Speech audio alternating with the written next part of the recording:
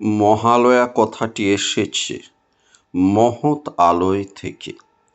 হিন্দু ধর্মে মনে করা হয় পিতৃপুরুষের আত্মা এই সময়ে পরলোক থেকে ইহলোকে আসেন জল ও পিণ্ড লাভের আশায়।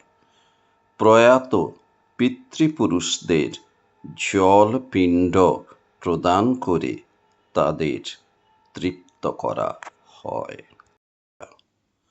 মহালয়া থেকে ধরলে তার সপ্তম দিন হল ষষ্ঠী। অনেক বাঙালিকেই বলতে শোনা যায় রেডিওতে মহালয়া শুনব, কিন্তু আদতে তাঁরা মহিষাসুর মর্দিনীর কথাই বলছেন।